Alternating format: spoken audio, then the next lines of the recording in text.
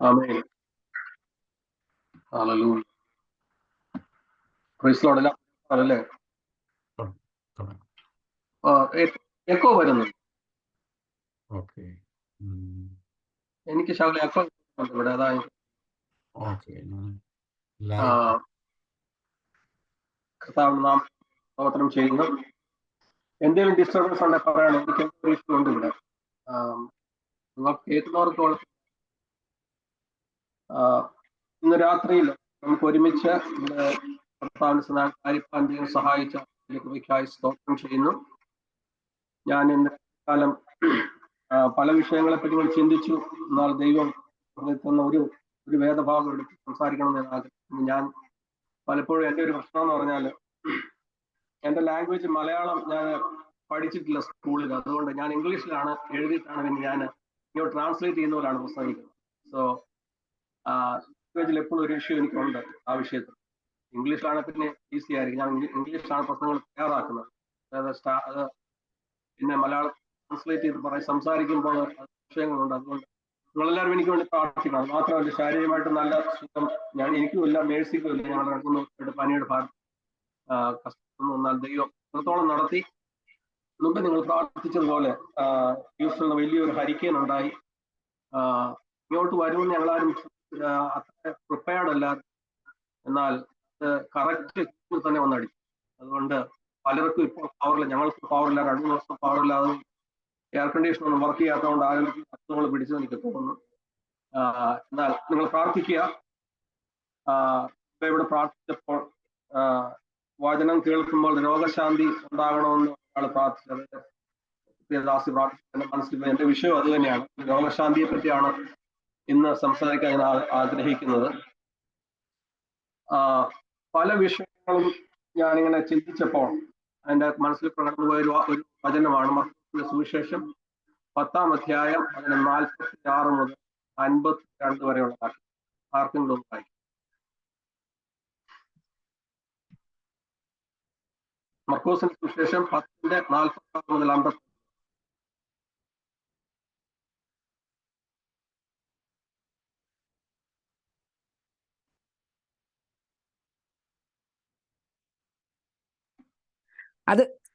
അതിശേഷം 10 പേരും കേട്ടിട്ട് യാക്കോബിനോടും യോഹന്നാനോടും നീരസപ്പെട്ടു തുടങ്ങി.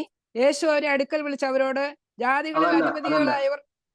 മർക്കോസിന്റെ സുവിശേഷം 10-ന്റെ 46 മുതൽ അവർ എരിഹോവിലെത്തി. പിന്നെ അവൻ ശിഷ്യന്മാരോടും വലിയ പുരുഷാരത്തോടും കൂടെ എരിഹോവിൽ നിന്ന് പുറപ്പെടുമ്പോൾ തിമായിയുടെ മകനായ ബർത്തിമായി എന്ന കുരുടനായ ഒരു ഭിക്ഷക്കാരൻ വഴിയരികെ ഇരുന്നിരുന്നു. നസറേയനായ യേശു എന്ന് കേട്ടിട്ട് അവൻ, ദാവീദ് പുത്രാ യേശുവേ, എന്നോട് കരുണ തോന്നണമേ എന്ന് നിലവിളിച്ചു തുടങ്ങി. മിണ്ടാതിരിപ്പാൻ പലരും അവനെ ശാസിച്ചിട്ടും, ദാവീദ് പുത്രാ എന്നോട് കരുണ തോന്നണമേ എന്ന് അവൻ ഏറ്റവും അധികം നിലവിളിച്ചു പറഞ്ഞു. അപ്പോൾ യേശു നിന്നു. അവനെ വിളിപ്പിൻ എന്ന് പറഞ്ഞു. ധൈര്യപ്പെടുക, എഴുന്നേൽക്ക, നിന്നെ വിളിക്കുന്നു എന്ന് അവർ പറഞ്ഞു. കുരുടനെ വിളിച്ചു. അവൻ തന്റെ പുതപ്പും ഇട്ടും കളഞ്ഞ് ചാടി എഴുന്നേറ്റ് യേശുവിന്റെ അടുക്കൽ വന്നു. യേശു അവനോട്, ഞാൻ നിനക്ക് എന്ത് ചെയ്തു തരണമെന്ന് നീ ഇച്ഛിക്കുന്നു എന്ന് ചോദിച്ചതിന്, റബൂനി, എനിക്ക് കാഴ്ച പ്രാപിക്കണമെന്ന് കുരുടൻ അവനോട് പറഞ്ഞു. യേശു അവനോട്, പോക, നിന്റെ വിശ്വാസം നിന്നെ രക്ഷിച്ചിരിക്കുന്നു എന്ന് പറഞ്ഞു. ഉടനെ അവൻ കാഴ്ച പ്രാപിച്ചു. യാത്രയിൽ അവനെ അനുഗമിച്ചു. ഞാൻ ഇന്ന് സംസാരിക്കാൻ ഉദ്ദേശിച്ച ഒരു വിഷയത്തിന്റെ തലക്കെട്ട് ഞാൻ കൊടുത്തിരിക്കുന്നത് be cheerful, get up, go to Jesus, he is calling. സന്തോഷമായി അല്ലെ സന്തുഷ്ടനായിരിക്കുക, യേശുവിന്റെ അടുക്കിലേക്ക് പോവുക, അവൻ നിന്നെ വിളിക്കുന്നു എന്നുള്ളൊരു സബ്ജക്റ്റാണ് എൻ്റെ മനസ്സിൽ കൂടെ കടന്നുപോയത്. ഇന്നത്തെ ഈ ലോകത്തില് നമ്മൾ ചിന്തിക്കുമ്പോൾ അനേകർക്ക് ദൈവവിശ്വാസത്തിൽ നിന്ന് മാറിപ്പോകും. പ്രത്യേകിച്ച് അത്ഭുതങ്ങൾ നടക്കുമോ, അല്ലെങ്കിൽ അങ്ങനെ ഒരു സംഗതി ഉണ്ടോ എന്നൊക്കെ വിശ്വസിക്കാത്ത ഒരു ലോകത്തിലാണ് നമ്മൾ ജീവിക്കുന്നത്. ഞാൻ ഒരിക്കൽ ലാരി കിങ് ലൈവിൽ വന്നൊരു പയ്യന്റെ ഇന്റർവ്യൂ ആണ്, കൊല്ലങ്ങൾക്ക് മുമ്പ്. അപ്പം അവന് ഒരു ദൈവവിശ്വാസിയായ ഒരു പയ്യൻ, അവന് ചില പുസ്തകങ്ങളൊക്കെ വളരെ അസുഖമായിട്ട് അവൻ മരിക്കാൻ അധികം കാലങ്ങളൊന്നുമില്ല. ഗവൺമെന്റ് അല്ല പിന്നെ ഹോസ്പിറ്റലിൽ ഡോക്ടർമാരെല്ലാം അവന് വേണ്ടി വിധി എഴുതില്ല. അപ്പോൾ അവനെ ഇന്റർവ്യൂവിന്, അവന് അമേരിക്ക ഫേമസ് ആണ്, 1-2 പുസ്തകങ്ങൾ ആ പ്രായത്തിനോട് എഴുതി. അപ്പൊ അവനെ കൊണ്ടുവന്ന് ലാരി കിങ്ങിനെ ഇന്റർവ്യൂ ചെയ്യുകയാണ്. അപ്പോൾ നിരീശ്വരവാദിയായ ലാരി കിങ്ങിനോട് ഈ പയ്യൻ പറയുകയാണ്, വിശ്വസിക്കാതിരിക്കുന്നതിനേക്കാൾ നല്ലത് വിശ്വസിക്കുന്നതാണ്. അവൻ പറഞ്ഞതിന്റെ അർത്ഥം, ഞാൻ അധികം നാളിനി ജീവിച്ചിരിക്കത്തില്ല, എനിക്ക് ജീവിതത്തിൽ ഒന്നും നഷ്ടപ്പെടാനില്ല. ഞാൻ വിശ്വസിച്ച ദൈവത്തിന് മുമ്പിൽ ഞാൻ നിൽക്കേണ്ടി വന്നാൽ ഞാൻ ആ വിശ്വാസം കൊണ്ട് എനിക്ക് ഫലമുണ്ട്. ഞാൻ അവനെ വിശ്വസിക്കാതിരുന്നാൽ എനിക്ക് അതിൽ യാതൊരു ഫലവുമില്ല, എന്റെ ആത്മാവ് നഷ്ടപ്പെടത്തേ ഉള്ളൂ. അതുകൊണ്ട് വിശ്വസിക്കുന്നതാണ് വിശ്വസിക്കാതിരിക്കുന്നതിനേക്കാൾ നല്ലത് എന്ന് പറഞ്ഞു. എൻ്റെ ഒരു ഫ്രണ്ട്, ഒരു സയന്റിസ്റ്റ്, ഒരിക്കല് ഓസ്ട്രേലിയ സിഡ്നിയിൽ ഒരു സെമിനാറിന് വേണ്ടി കടന്നു പോവാൻ. തൻ്റെ കൂടെ പ്ലെയിനിൽ ഞാൻ യാത്ര ചെയ്യുമ്പോൾ തൻ്റെ അടുത്ത് തൻ്റെ കൂടെ ജോലി ചെയ്യുന്ന വേറൊരു സയന്റിസ്റ്റും, ഒരു നിരീശ്വരവാദിയാണ്. അപ്പൊ എൻ്റെ കൂട്ടുകാരൻ നല്ലൊരു ദൈവഭക്തനാണ്. അപ്പൊ അവരുമായിട്ട് ഇങ്ങനെ ഈ പോകുന്ന 10-16 മണിക്കൂർ തമ്മിൽ സംസാരിച്ചു. ഈ പോയ 16 മണിക്കൂറിലെ പ്ലെയിനിലിരുന്ന് പലപ്പോഴും ഗോസ്പല് ഈ നിരീശ്വരവാദിയായ സയന്റിസ്റ്റോട് സംസാരിച്ചിട്ട് ആ വ്യക്തിയുടെ ഹൃദയത്തിൽ യാതൊരു മാറ്റവും വന്നില്ല. അവസാനം ഇറങ്ങാറായപ്പോൾ എൻ്റെ ഫ്രണ്ട് പറഞ്ഞു, ഞാൻ പറയുന്നത് ശരിയാണെങ്കിൽ എന്തായിത്തീരും? നീ പറയുകയാണ് ഞാൻ ദൈവത്തിൽ വിശ്വസിക്കുന്നില്ല, മരിച്ച സാധാരണ മനുഷ്യന് മരിക്കുന്ന പോലെ ഞാനങ്ങ് മരിക്കും, പിന്നെ അതിനപ്പുറം ഒന്നുമില്ല എന്ന് വിശ്വസിക്കുന്നു. എന്നാൽ മരണശേഷം ഒരു ജീവിതമുണ്ടെന്നും നിന്റെ സൃഷ്ടിതാവിന്റെ മുമ്പിൽ നിൽക്കേണ്ടി വരും എന്നുള്ളത് ഞാൻ പറയുന്ന ഈ ഉപദേശം സത്യമാണെങ്കിൽ നീ എന്ത് ചെയ്യും? ആ ചോദ്യത്തിന് മുമ്പില് ആ വ്യക്തി യാതൊരു ആൻസറും ഇല്ല. പിന്നെയും ആ വ്യക്തി കഠിന ഹൃദയനായിട്ട് പോയെന്നാണ് എൻ്റെ കൂട്ടുകാരനോട് പറഞ്ഞത്. പിന്നീട് ആ മനുഷ്യന്റെ ഹൃദയത്തിൽ എന്തെങ്കിലും ഒരു ചേഞ്ച് വന്നോ ഇല്ലയോ എന്ന് എനിക്ക് അറിയില്ല. എന്നാൽ ഏറ്റവും ഇമ്പോർട്ടന്റ് ആയിട്ടുള്ള ഒരു കാര്യം എന്ന് പറഞ്ഞാൽ, കർത്താവിലും അവന്റെ അത്ഭുതത്തിലും അവന്റെ രക്ഷയിലും വിശ്വസിക്കുന്ന നമുക്ക് നല്ലത്. ലോകത്തിലെ മനുഷ്യർക്ക് ഇന്ന് മനസ്സിലാകാത്ത വലിയ ഒരു വിഷയമാണ് അവര് കർത്താവിന്റെ അത്ഭുതങ്ങളിലും അവന്റെ രക്ഷയിലും ശാരീരികവും മാനസികവും ആത്മീയമായ രക്ഷയിൽ മനുഷ്യൻ വിശ്വസിക്കുന്നില്ല എന്നുള്ളതാണ്. മാർക്കോസിന്റെ ഈ സുവിശേഷത്തിൽ നമ്മൾ വായിക്കുമ്പോൾ, ഞാൻ രാവിലെ പല അധ്യായങ്ങൾ ഈ പുസ്തകത്തിൽ വായിച്ചു. ഇത് 8 അധ്യായങ്ങൾ മുഴുവൻ കർത്താവിന്റെ അത്ഭുതങ്ങളെ പറ്റി ഒരു ക്ലസ്റ്ററാണ്. എല്ലാം ഒരുമിച്ച് ഇങ്ങനെ കൂട്ടി 8 അധ്യായങ്ങളിൽ പല അത്ഭുതങ്ങൾ മർക്കോസ് ഇങ്ങനെ എഴുതി വെച്ചിരിക്കുന്നു. ഒരു ക്ലസ്റ്ററാണ് 8 അധ്യായങ്ങൾ. അധികവും അതിനകത്ത് കാണുന്നത് യേശുവിന്റെ അത്ഭുതങ്ങളാണ്. ഇങ്ങനെയാണ് ഒരു മാർക്കൻ നറേറ്റീവ് എന്ന് പറയുന്നത്. മർക്കോസ് നറേറ്റ് ചെയ്യുന്നത് ഇങ്ങനെയാണ്. യേശുവിന്റെ അത്ഭുതങ്ങളെ പറ്റി അതിനപ്പുറം വന്നിട്ട് ഒരു വലിയ വിഷയം അവതരിപ്പിക്കും. അതിനുശേഷം പിന്നെ 1-2 അത്ഭുതത്തിലേക്ക് പോയി, പിന്നെ അതിലും വലിയൊരു അത്ഭുതം അല്ല ഒരു വിഷയം അവതരിപ്പിച്ചു. ഇതാണ് മാർക്കൻ നറേറ്റീവ് എന്ന് പറയുന്നത്. യേശുവിന്റെ അത്ഭുതങ്ങളില്ലാതെ യേശുവിനെ പറ്റി പറയുവാൻ മർക്കോസിന് സാധിക്കുന്നില്ല. മർക്കോസിന് എന്തെങ്കിലും പറയാനുണ്ടെങ്കിൽ ഏറ്റവും കൂടുതൽ അവൻ ചെയ്ത അത്ഭുതങ്ങളും അതിൽ വിശ്വസിച്ച മനുഷ്യരും അവനെ അനുഗമിച്ചവരെ പറ്റിയാണ് മർക്കോസിന് ഏറ്റവും കൂടുതലായിട്ട് പറയാനുള്ളത്. ഈ 8 അധ്യായങ്ങളിൽ നമ്മൾ വായിക്കുമ്പോൾ ആദ്യം കാണുന്ന ഒരു അത്ഭുതം എന്ന് പറയുന്നത്, the man with unclean spirit and he touched him in the synagogue. സിനഗോഗിൽ ചെന്നപ്പോൾ അവൻ അൺക്ലീൻ ആയിട്ടുള്ള ഒരു സ്പിരിറ്റ് ഉള്ള ഒരു മനുഷ്യനെ സൗഖ്യമാക്കിയ ഒരു കഥ. പിന്നെ കുഷ്ഠരോഗിയായ ഒരു മനുഷ്യനെ കപർന്നഹൂമിൽ വെച്ച് സൗഖ്യമാക്കിയ ഒരു കഥ. പിന്നെ പക്ഷപാതക്കാരനായ ഒരു വ്യക്തിയുടെ അവനെ യേശുവിന് ഒരു വീട്ടിലുണ്ടെന്ന് അറിഞ്ഞുകൊണ്ട് അവിടെ ഉള്ളവരെല്ലാം കൂടെ ആ പക്ഷപാതക്കാരനെ അവിടെ കൊണ്ടുവന്നപ്പോൾ ആ വീട്ടിലെ ആള് തിങ്ങി നിറഞ്ഞതുകൊണ്ട് അവർക്ക് മുൻവാതിലിൽ കൂടെ കയറാൻ മേലാതെ വന്ന് അവർ വീടിന്റെ റൂഫ് പൊളിച്ച് അവനെ അകത്ത് കൊണ്ടുവന്നു. യേശു അവനെ സൗഖ്യമാക്കിയ കഥ. പിന്നെ എന്ന് പറയുന്നത്, അവൻ വരണ്ട കൈയുള്ള ഒരുത്തനെ സൗഖ്യമാക്കുന്നു. അത് ഒരു സിനഗോഗിൽ വെച്ചായിരുന്നു. ഇങ്ങനെ യേശുവിന്റെ അത്ഭുതങ്ങൾ ഇങ്ങനെ 8 അധ്യായങ്ങളിൽ പറഞ്ഞോണ്ട് പോവാണ്. ഗദരദേശത്ത് യേശു ചേർന്നു. അവിടെ ഈ ലെഗ്യോൻ ബാധിച്ച ഒരു മനുഷ്യൻ, കല്ലറകളിൽ താമസിക്കുന്ന ഒരുത്തൻ, അവിടെ യേശു എന്നപ്പോൾ യേശുവിനെ കണ്ട് ഭയപ്പെട്ട് ലെഗ്യോൻ പറഞ്ഞു, ഞങ്ങളെ ഉപദ്രവിക്കരുതേ എന്ന് പറഞ്ഞാൽ ഒരു ലീജൻ ആൾക്കാർ, ഭൂതങ്ങൾ ആ വ്യക്തിയിൽ ഉണ്ടായിരുന്നു. അങ്ങനെ ഒരു വ്യക്തി യേശുവിനെ കണ്ടപ്പോൾ ഭയപ്പെട്ട ആ ഭൂതങ്ങൾ പറയണം, ഞങ്ങളെ ഉപദ്രവിക്കുന്ന സമയത്തിന് മുമ്പ് മർക്കോസ് വളരെ ക്ലിയർ ആയിട്ട് അത് പറയുന്നത്. ആ ഭൂതങ്ങൾ എന്ത് ചെയ്തെന്നും പന്നികളിൽ പോയി കയറി ആ പന്നിയെല്ലാം സമുദ്രത്തിൽ പോയി ചാടി മരിച്ചു എന്നും ഇവിടെ മർക്കോസ് എഴുതുകയാണ്. അങ്ങനെ ഒരു വലിയ അത്ഭുതം ആ ദേശത്ത് നടന്നു, ഗദരദേശത്ത്.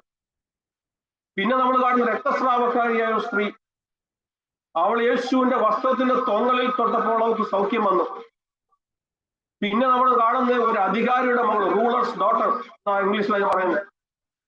ആ കുഞ്ഞ് മരിച്ചപ്പോൾ യേശു ആ ഭവനത്തിൽ ചെന്ന് അപ്പനെയും അമ്മയും കൂട്ടി ആ മുറിയിൽ കയറി തലീത്ത കൂമി എന്ന് പറഞ്ഞ് ആ കുഞ്ഞിനെ എഴുന്നേൽപ്പിക്കുന്നതാണ് നമ്മൾ കാണും. അങ്ങനെ ഒരു അത്ഭുതം യേശു അവിടെ ചെയ്യുന്നു. പിന്നെ നമ്മൾ വായിക്കുന്നത് 5 അപ്പം കൊണ്ട് 5000 പേരെ പോഷിപ്പിച്ചു. 5 അപ്പം കൊണ്ടും 2 മീനും കൊണ്ടും 5000 പേരെ പോഷിപ്പിച്ച യേശു. അതും നമ്മൾ ഈ ക്ലസ്റ്റർ ഓഫ് മിറക്കിൾസിനകത്ത് കാണുന്നുണ്ട്. പിന്നെ നമ്മളൊന്ന് കാണുന്നത് ശിഷ്യന്മാർ കടലിൽ കിടന്ന് തുഴയുന്നു. അവർക്ക് ഭയം വന്നിട്ട് അവർക്ക് ഒന്നും ചെയ്യാൻ പോയി, ആകെ ഭയപ്പെട്ടു പോയി. അവർക്ക് ഒരു രക്ഷയില്ല, കൊടുങ്കാറ്റടിക്കുന്നു.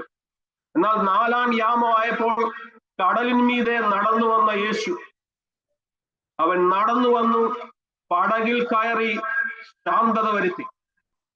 അങ്ങനെ ഒരു കഥ നമ്മൾ അവിടെ കാണുന്നു. അതൊരു അത്ഭുതമാണ്. അതിനുശേഷം നമ്മൾ കാണുന്നത് കുറേന്യക്കാരത്തിയായ സ്ത്രീ, അല്ലെങ്കിൽ ഗ്രീക്ക് സൈറോ ഫിനീഷ്യൻ എന്നാണ് ഇംഗ്ലീഷിൽ ആ സ്ത്രീയെ പറ്റി പറയുന്നത്.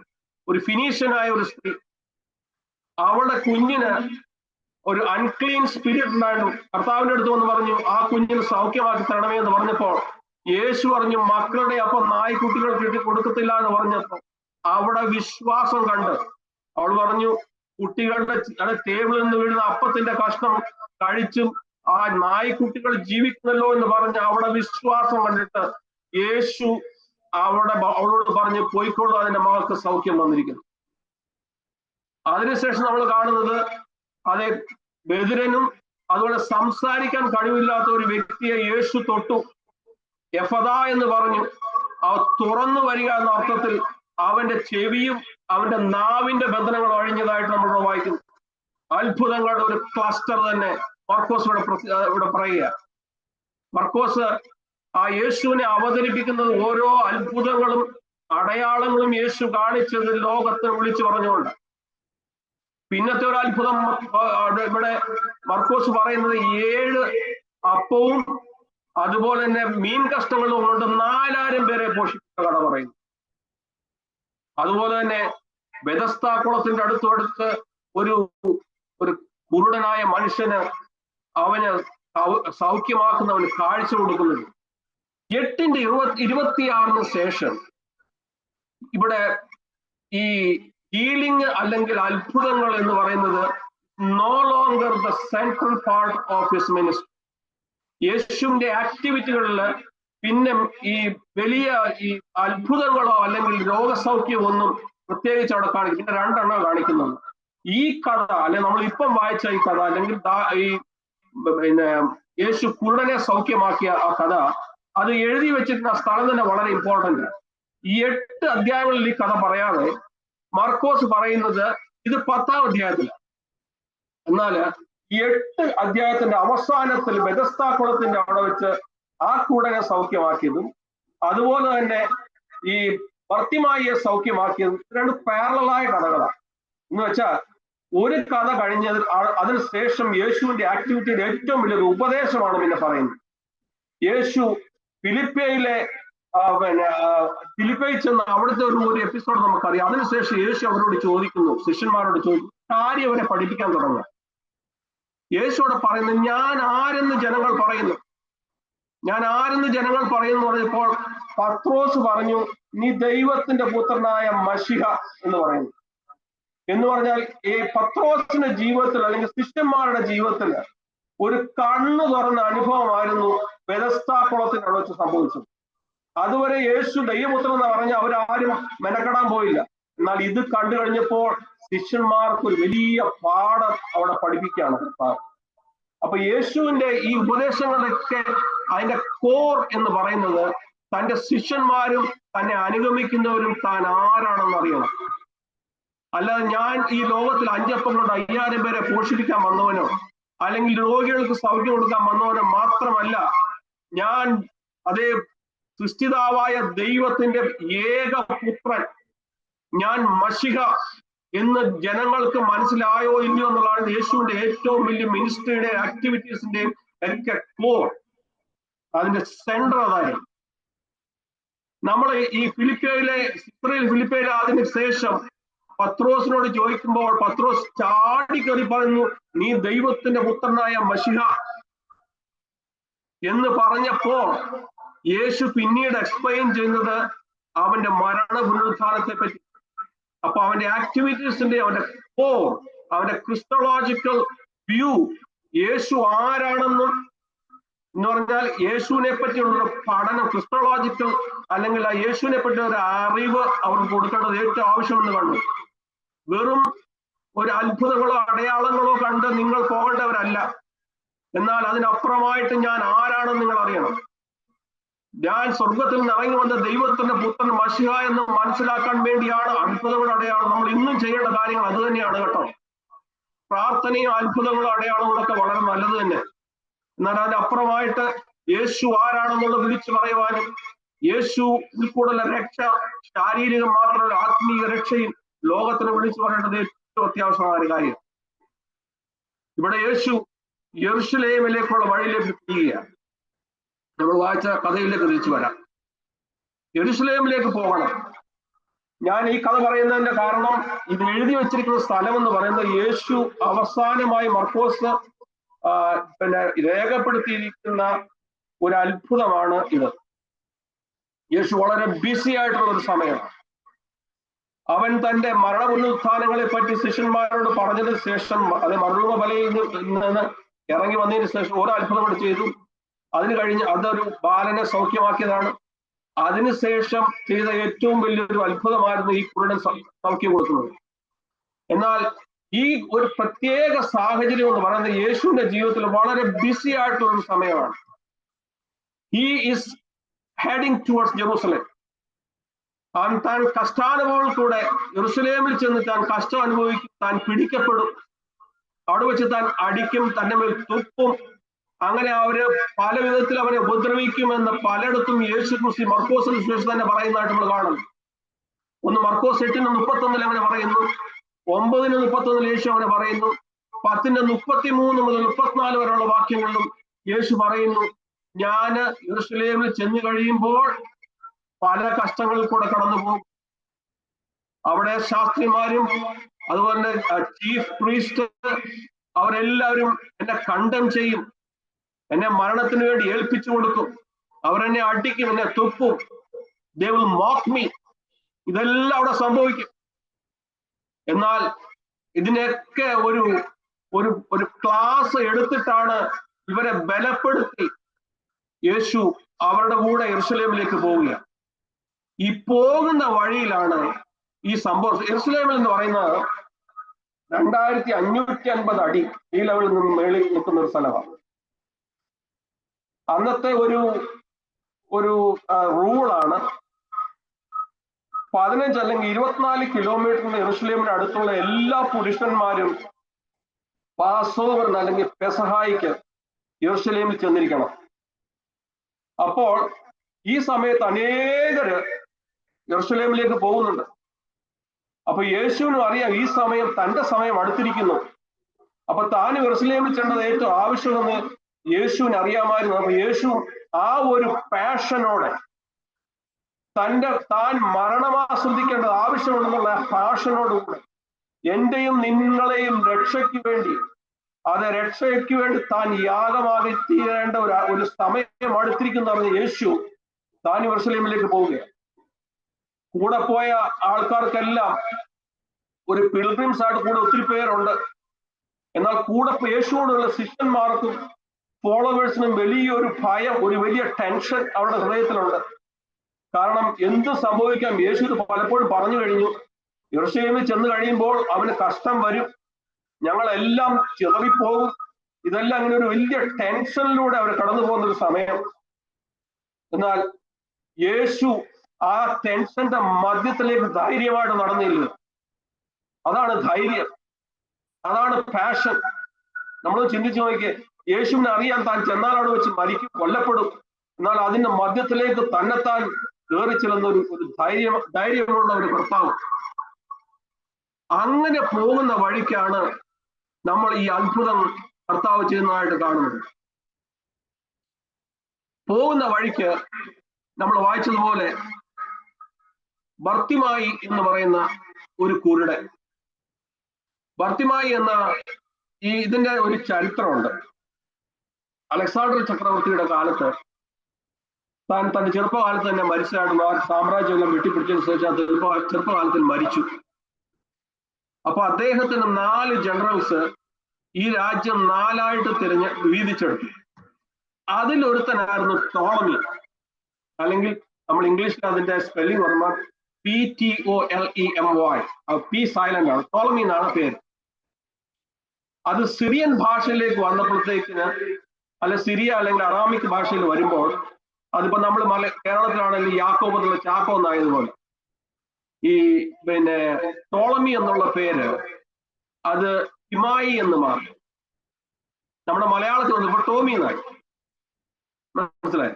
അപ്പം ഓരോ ലാംഗ്വേജിലും വരുമ്പോൾ അതിൻ്റെതായ ഒരു ഒരു ഒരു ഒരു ചേഞ്ചസ് പേരുകൾക്ക് വരും.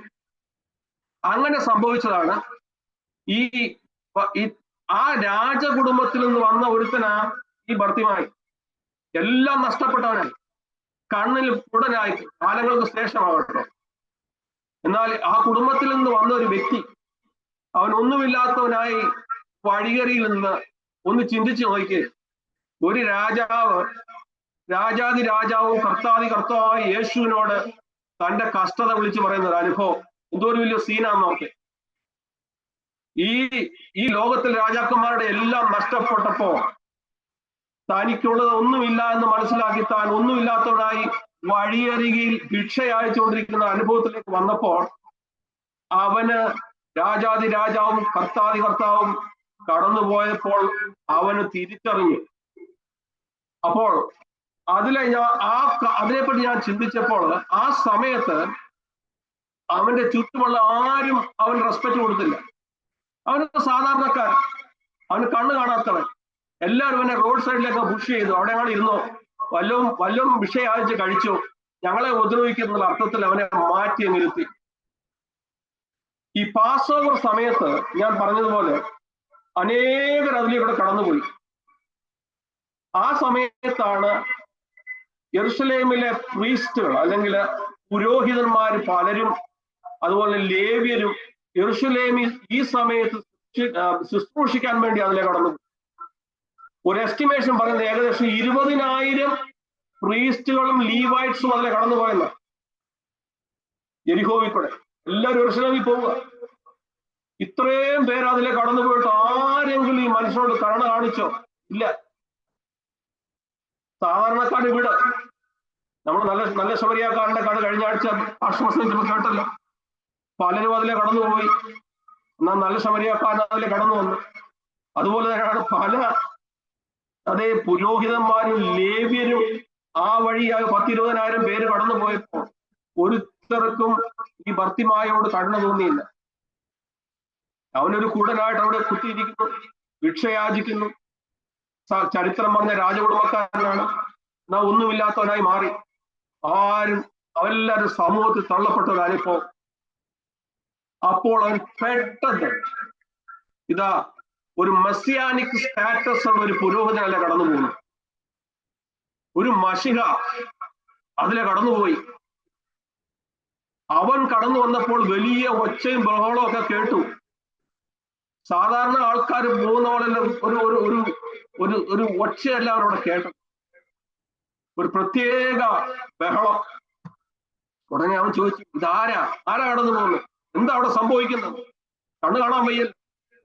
അപ്പൊ ആരോ പറഞ്ഞു, നസ്രായനായ യേശു ഇതിലേക്കൂടെ കടന്നു പോകുന്നു. അത് കേട്ടപ്പോൾ അവന് മനസ്സിലായി, ഇപ്പൊ ഞാൻ ഈ ഒരു ഓപ്പർച്യൂണിറ്റി ഞാൻ ഏറ്റെടുത്തില്ലെങ്കിൽ ഒരിക്കലും എൻ്റെ ജീവിതത്തിൽ ഒരു വിടുതൽ വരാൻ പോകുന്നില്ല. എനിക്ക് ദൈവം തന്ന ഒരു അവസരമായത്, എനിക്ക് ദൈവം തന്ന ഒരു അവസരം. ഞാൻ ഒരിക്കൽ ഡാളസിൽ ഒരു ദേവദാസ പ്രസംഗിക്കാൻ ഒരു വെള്ളക്കാരൻ പറഞ്ഞു. പുള്ളി പറഞ്ഞത്, ദൈവം ചിലപ്പോഴൊക്കെ ചില നല്ല ഓപ്പർച്യൂണിറ്റീസ് നമുക്ക് ഇങ്ങനെ എറിഞ്ഞു തന്നു. അതിനെ കയറി ചാടി പിടിച്ചോണം.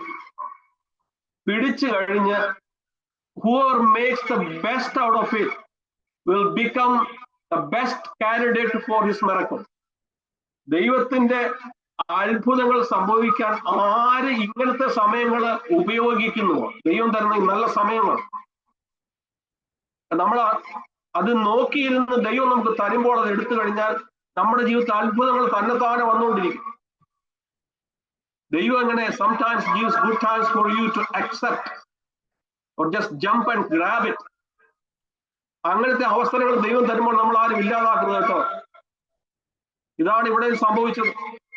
ഈ കണ്ണു കാണാമലത്തെ ഈ കുരുടന് ഭർത്തിമായിക്ക് മനസ്സിലായി, ഞാൻ ഇപ്പം ഈ അവസരം കളഞ്ഞാൽ എന്റെ ജീവിതത്തിൽ ഒരിക്കലും എനിക്ക് സൗഖ്യം കിട്ടാൻ പോകുന്നില്ല, ഞാൻ കുരുടനായിട്ട് തന്നെ മരിക്കും, എന്റെ ദാരിദ്ര്യത്തിൽ നിന്ന് ഒരിക്കലും എനിക്ക് പുറത്തു വരാൻ പറ്റത്തില്ല, ഞാൻ ഈ കഷ്ടതയിൽ തന്നെയായി അവസാനം കണ്ടെത്തും. അപ്പോൾ ഇതാണ് എന്റെ അവസരം. അവൻ അവിടെ നിന്ന് ഒരു വിളി വിളിക്കുന്നു. എല്ലാരും നസ്രായനായ യേശു എന്ന് പറഞ്ഞപ്പോൾ ഈ വ്യക്തിക്ക് നസ്രായൻ എന്നുള്ള വാക്കിന്റെ ആ ഒരു വിലയല്ലല്ലോ ഈ വ്യക്തിക്ക് കൊടുക്കേണ്ടത്. കാരണം ഇവൻ എങ്ങനെയോ മനസ്സിലായി നസ്രായൻ എന്നുള്ള പേര് is not fit for this person. ഇവന് ഒരു മസിഹായുടെ ടൈറ്റിലുള്ള ഒരാളാണ്. അവൻ ചെയ്ത അത്ഭുതങ്ങളെ പറ്റി കൃത്യമായി കേട്ടിട്ടുണ്ട്. അതുകൊണ്ട് ഇവൻ സാധാരണ ആളൊന്നുമല്ല, വെറും നസ്രായൻ എന്ന് വിളിച്ച് തള്ളിക്കളയേണ്ട ആളല്ല. നസ്രയത്തിൽ നിന്ന് ഒരു നന്മയും വരത്തില്ലെന്ന് നമ്മൾ വായിച്ചിട്ടുണ്ട്. നഥനിയേൽ പറയുന്നു, അവിടുന്ന് എന്നാ നന്മ ഉണ്ടാകാനാ? ഇന്ന് അങ്ങനത്തെ പേര് ഫിറ്റ് ചെയ്യുന്ന ഒരാളല്ലേ ഈ പോകുന്നത് എന്ന് ഈ ഭർത്തിമായിക്ക് മനസ്സിലായി കേട്ടോ.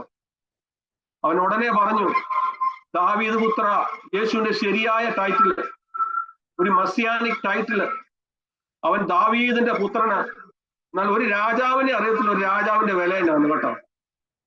ഇവനൊരു രാജകുടുംബത്തിൽ നിന്ന് വന്നവനാ, അല്ലെങ്കിൽ ടോളമിയുടെ ആ പാരമ്പര്യത്തിൽ വന്ന ഒരുത്തനാ. അവനെ മനസ്സിലാവത്തുള്ളൂ രാജാവ് ആരാണെന്നും അവന്റെ വില എന്നാണെന്നും. ഒരു നസ്രായൻ നമ്മൾ തള്ളിക്കളയേണ്ട ആളല്ല ഇത് എന്ന് മനസ്സിലാക്കിയ ഈ വ്യക്തി, ദാവീദ് പുത്ര, എന്നോട് കരുണ തോന്നണമേ എന്ന് ഉറക്കെ വിളിച്ചു. അപ്പൊ ചുറ്റുമുള്ളവർ നമ്മൾ മിണ്ടായിരിക്കണം, വെറുതെ എന്നാണ് നീ അവിടെ വിളിച്ചു പോകുന്നത്, ചുമ്മാതിരി. അവന്റെ വായടയ്ക്കാൻ ശ്രമിച്ചു. അപ്പൊ അവൻ അതിൽ കൂടുതൽ ഒച്ചയിൽ വിളിക്കാൻ തുടങ്ങി. യേശു കടന്നു പോയത് കണ്ടപ്പോൾ അവന് മനസ്സിലായി, ഇന്ന് ഞാൻ യേശുവിനെ പിടിച്ചില്ലെങ്കിൽ, യേശുവിനെ ഗ്രാബ് ചെയ്ത് യേശുവിനെ വിളിച്ച് ഞാൻ നിർത്തിയില്ലെങ്കിൽ എന്റെ ജീവിതത്തിൽ ഒരിക്കലും എനിക്ക് വിടുതൽ ഉണ്ടാകത്തില്ല. ഇന്ന് രാത്രികാലം ദൈവത്തിന്റെ ആത്മാവ് നമ്മളോട് എല്ലാം പറയുന്ന ഒരു കാര്യം ഇതാകട്ടെ, നമ്മള് അവൻ അടുത്തിരിക്കുമ്പോൾ അവനെ വിളിച്ചപേക്ഷിക്കണം. അവൻ നമുക്ക് ഉത്തരവുള്ളൂ. ഇവന്റെ വിളി കേട്ടപ്പോൾ എല്ലാവരും അവനെ മിണ്ടാതിരിക്കാൻ പറഞ്ഞപ്പോൾ, ഇതാണ് കേട്ടോ നമ്മുടെ യേശുവിന്റെ കാലഘട്ടത്തിൽ അന്ന് ഇസ്രയേലിൽ ഉണ്ടായിരുന്ന പല മത നേതാക്കന്മാരും യേശുവിന്റെ ശുശ്രൂഷയ്ക്ക് എതിരായി എഴുന്നേറ്റവരാണ്. അവരെല്ലാം ആരും യേശുവിന്റെ അടുത്ത് പോകരുത് എന്ന് കർശനമായ ഉപദേശങ്ങളും അത് താക്കീതും കൊടുത്ത ഒരു സമയം. അങ്ങനെയുള്ളവരൊക്കെ ആ പോക്കിൽ അല്ലെങ്കിൽ ആ യാത്ര, ആ പിൽഗ്രിമേജിൽ ഉണ്ടായിരുന്നു. അതിൽ ചിലരാണ് ഇവനോട് പറഞ്ഞത്, മിണ്ടാതിരി, യേശുവിനടുത്ത് നീ പോകണ്ട, നീ അവിടെ മിണ്ടാതിരിക്കാൻ പറഞ്ഞു. ഇത് ഈ സക്കായുടെ കഥയിൽ ഇത് തന്നെ സംഭവിച്ചത്. ചുറ്റുമുള്ളവരൊക്കെ വളരെ പൊക്കമുള്ളവരാണ്. അതുകൊണ്ട് ഈ പൊക്കം പറഞ്ഞാൽ ഈ വ്യക്തിക്ക് യേശുവിനെ കാണാൻ പറ്റും. ഇന്നത്തെ ഈ ആത്മീയ കോളത്തിൽ ഇത് തന്നെ സംഭവിക്കുന്നു. ഈ ആത്മീയ കോളത്തിൽ ചില പൊക്കമുള്ളവരുണ്ട്. അവര് കാരണം പല സക്കായിമാർക്ക് യേശുവിനെ കാണാൻ പറ്റത്തില്ല. അവര് പോയി വല്ല മരത്തിലൊക്കെ കയറണം. എന്നാൽ യേശു സക്കായിയെ കണ്ടു കേട്ടോ. സക്കായിയുടെ മരത്തിന് കീഴിൽ ചെന്ന് മേളോട്ട് ഒന്ന് നോക്കി വെച്ചുകൊണ്ട് സക്കായിയെ ബന്ധപ്പെട്ട് ഇറങ്ങി ആ മരത്തിരിക്കുന്ന യേശു കണ്ടു. അവന്റെ ഹൃദയത്തിലെ ആഗ്രഹം യേശു കണ്ടു. എന്നിട്ട് അവനോട് പറഞ്ഞു, ഞാൻ ഇന്ന് നിന്റെ ഭവനത്തിൽ പാർക്കേണ്ടതാണെന്ന്. അന്നേരവും പറഞ്ഞെന്നറിയാം മറ്റവര്, ഇവൻ ദാ പാപികളുടെയും ചുവക്കാരുടെയും കൂടെ പോയി ആഹാരം കഴിക്കുന്നു, അവന്റെ വീട്ടിൽ ഗസ്റ്റായിട്ട് പോകുന്നു. ഇതാണ് ഈ ആത്മീയ ലോകത്തിൽ നമ്മൾ ഇന്ന് കാണുന്നത്.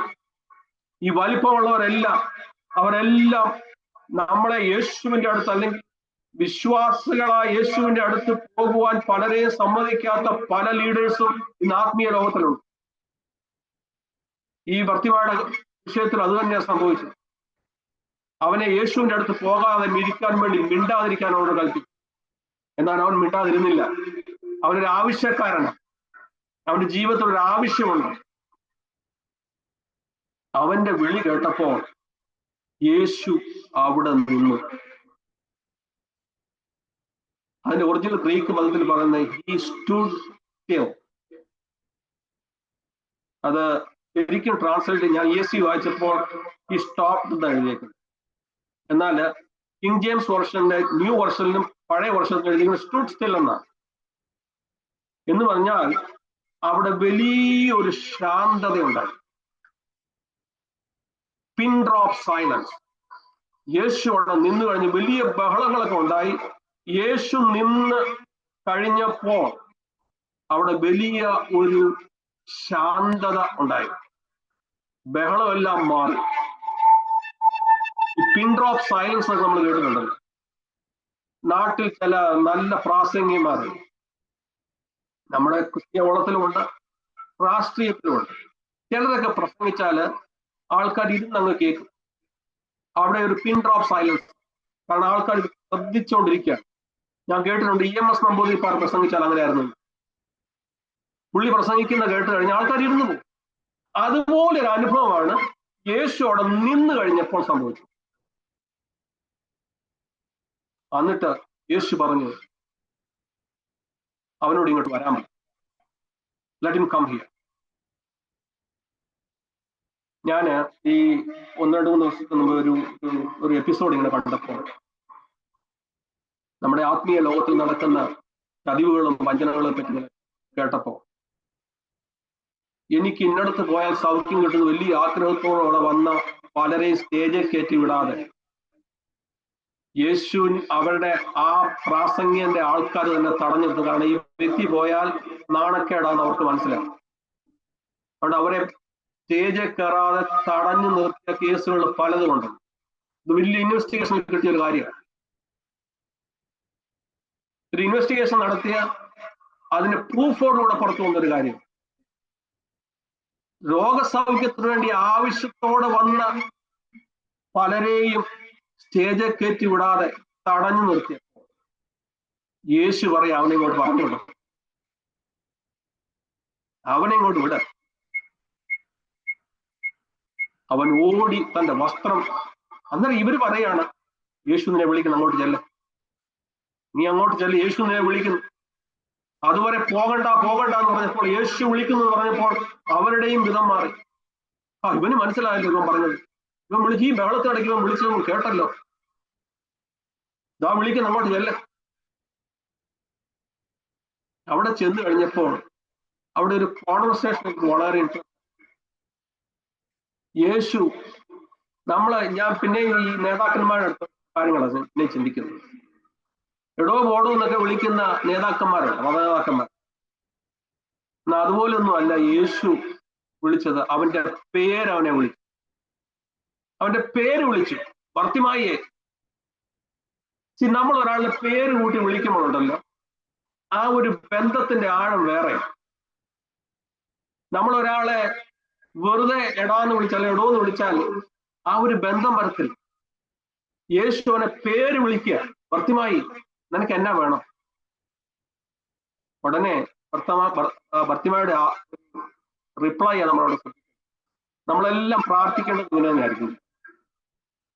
അവൻ പറഞ്ഞു റബോനി. ആ വാക്ക് പലപ്പോഴും വേദവസം വായിച്ച പലരും ഉപയോഗിച്ചാണ് നമ്മൾ കാണുന്നത്. മറിയ ഉപയോഗിച്ചാണ് നമ്മൾ കാണുന്നത്. എന്നൊരു ഇന്റിമേറ്റ് റിലേഷൻഷിപ്പ് ഉള്ള ആൾക്കാർ മാത്രമേ ആ പേര് വിളിക്കൂ. ജീവിതത്തിൽ താൻ യേശുവിനെ ഒരിക്കലും കണ്ടിട്ടില്ല, യേശുവിന്റെ ഉപദേശങ്ങൾ കേട്ടിട്ടില്ല. എന്നാൽ അവൻ ഉടനെ ചെന്നിട്ട് യേശു ഭർത്തിമായി എന്ന് വിളിച്ചപ്പോൾ അവന്റെ റിലേഷൻഷിപ്പ് അവിടെ ഉണ്ടായി. അവന്റെ ഹൃദയത്തിൽ യേശു അയ്യോ എന്നോട് അടുത്ത് പോയല്ലോ, എന്റെ പേര് യേശുവിനെ അറിയാമല്ലോ എന്ന് പറഞ്ഞിട്ട് ഭർത്തിമായി എന്ന് വിളിച്ചപ്പോൾ അവൻ റബോനി എന്ന് വിളിച്ചു. ആ ഇന്റിമസി നമ്മൾ ചിന്തിച്ചു. യേശുവായിട്ടുള്ള ഇന്റിമസി അവിടെ ഉണ്ടായി കഴിഞ്ഞപ്പോൾ യേശുവോട് ഫ്രീ ആയിട്ട് എന്തും പറയാമെന്ന് അവന് മനസ്സിലായി. അവൻ ഉടനെ പറഞ്ഞു എനിക്ക് കാഴ്ച വേണം. അവന് പണം വേണ്ട, അവന് ദാരിദ്ര്യത്തിൽ നിന്ന് പുറത്തു വരണമെന്നില്ല, അവന് യാതൊരു സമ്പത്തും ആഗ്രഹിച്ചില്ല. അവൻ ചോദിച്ച ഒറ്റ കാര്യം, എനിക്ക് കണ്ണിന് കാഴ്ച കിട്ടണം. അവന്റെ ഏറ്റവും വലിയ ആവശ്യം. അവനത് പറഞ്ഞപ്പോഴേക്ക് യേശു പറഞ്ഞു, നിന്റെ വിശ്വാസം നിന്നെ, നീ പൊയ്ക്കൊള്ളുക. എന്നാൽ അവൻ പോയില്ല കേട്ടോ. അവൻ പോകാതെ അവൻ യേശുവിനെ അനുഗമിച്ചാണ് മർക്കോസ് എഴുതിയേക്കുന്നത്. മർക്കോസിന്റെ നരേറ്റീവില് മർക്കോസ് എഴുതിയേക്കുന്നത് അവൻ എങ്ങും പോയില്ല, അവൻ യേശുവിന്റെ പുറകെ പോയി. യേശുവിൽ നിന്ന് എന്തെങ്കിലും നമ്മൾ പ്രാപിച്ചിട്ടുണ്ടെങ്കിൽ അതിന്റെ ആൻസർ അല്ല, അതിന്റെ ഒരു റെസ്പോൺസ് എന്ന് പറയുന്നത് അവന്റെ ശിഷ്യത്വം സ്വീകരിക്കുക എന്നുള്ളതാണ്, അവനെ ഫോളോ ചെയ്യുക എന്നുള്ളതാണ്. ഇന്ന് രാത്രിയിലെ ദൈവത്തിന്റെ ആത്മാവ് നമ്മളോട് പറഞ്ഞു, നമ്മൾ എന്തെങ്കിലും ദൈവത്തിന്റെ പ്രാപിച്ചിട്ടുണ്ടെങ്കിൽ, നമുക്ക് എന്തെങ്കിലും ആവശ്യമുണ്ടെങ്കിൽ നമ്മുടെ ഹൃദയത്തിലൊരു ദൃഢനിശ്ചയം നമ്മൾ ഉണ്ടാകണം, ഞാൻ യേശുവിനെ അനുഗമിക്കും.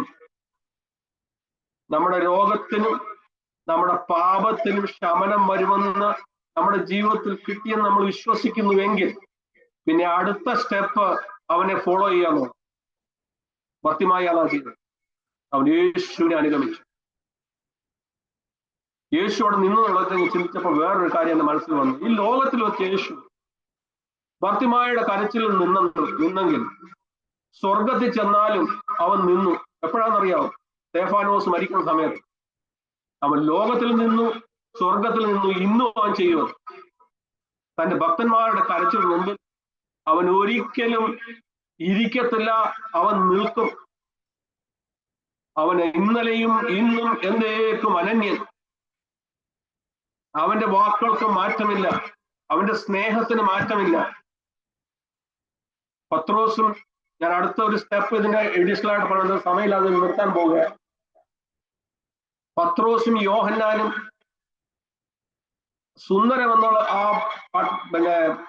വാതിക്കൽ ഇരിക്കുന്ന മുടന്തന്റെ അടുത്ത് ചെന്നപ്പോ യേശു പറഞ്ഞതാണ്, വെള്ളിയും പൊന്നും ഒന്നും എന്റെ കയ്യിലില്ല, ഞങ്ങളെ ഒന്ന് ശ്രദ്ധിച്ചു നോക്ക്, ഞങ്ങൾക്കുള്ളത് നിനക്ക് തരുന്നു, നസ്രായനായ യേശുവിന്റെ നാമത്തിൽ എഴുന്നേറ്റ് നടക്കാൻ പറഞ്ഞു. അന്ന് യേശു ലോകത്തിലുണ്ടായപ്പോൾ നേരെ തൊട്ടു അവരെ സൗഖ്യമാക്കി. ഇന്ന് അവന്റെ നാമം മതി, അതേ ശക്തിയാണ്. യേശുവിന്റെ ആ നാമത്തിന് ശക്തിയുണ്ട്. യേശു ഇവിടെ ഇല്ലായിരുന്നു പത്രോസിന്റെയും യോഹന്നാന്റെയും കൂടെ, എന്നാൽ അവന്റെ നാമം അവരുടെ കൂടെ ഉണ്ടായിരുന്നു. ആ നാമത്തിൽ യേശു എങ്ങനെ തൊട്ട് സൗഖ്യമാക്കുന്നോ അതേ ശക്തി അവന്റെ നാമത്തിനുണ്ടെന്ന് അതിന്റെ അർത്ഥം. ആ നാമത്തിൽ നമുക്ക് വിശ്വസിക്കാം. ഞാൻ മുമ്പേ പറഞ്ഞ പോലെ വിശ്വസിക്കുന്നത് വിശ്വസിക്കാതിരിക്കുന്നതിനേക്കാൾ നല്ലത്. അവൻ രോഗത്തിൽ ഇന്ന് സൗഖ്യം തരും. അവൻ നമ്മുടെ ആത്മാവിന് ഇന്ന് സൗഖ്യം തരും. രോഗത്തിന്റെ രക്ഷ അല്ല, ശരീരത്തിന്റെ രക്ഷ മാത്രമല്ല കർത്താവ്, അതിനോടുകൂടെ ആത്മരക്ഷയും കർത്താവ് തരും. അവൻ എല്ലാത്തിനും യോഗ്യൻ. അവനൊരു മസ്യാനിക് സ്റ്റാറ്റസ് ഉണ്ട്. അവൻ വെറും നസ്രായനല്ല, അവൻ മശിഹായ. ഇന്ന് രാത്രി അവന്റെ അടുത്ത് കടന്നു വരുവാൻ നമ്മളെ തന്നെ ഏൽപ്പിച്ചു കൊടുക്കാം. അവന്റെ വിളി കേട്ട് അവൻ നമ്മളെ വിളിക്കുന്നു. നമ്മുടെ ഏത് ആവശ്യത്തിനും നമുക്ക് അവന്റെ അടുത്ത് അവൻ നമ്മളെ പേര് ചൊല്ലി വിളിക്കുന്നതാണ്. അവന്റെ വിളി ഇന്ന് രാത്രി കേൾപ്പാൻ ദൈവം നമ്മളെ സഹായിക്കും. നമ്മളെ തന്നെ സമർപ്പിക്കാം. ദൈവം നമ്മളെ അനുഗ്രഹിക്കും. സമയം അനുഭവിച്ച ദൈവദാസനും നിങ്ങൾക്ക് എല്ലാവർക്കും കർത്താവിന്റെ നാമത്തിൽ വന്ദനം അറിയിക്കുന്നു. ദൈവം നമ്മളെല്ലാം അനുഗ്രഹിക്കും.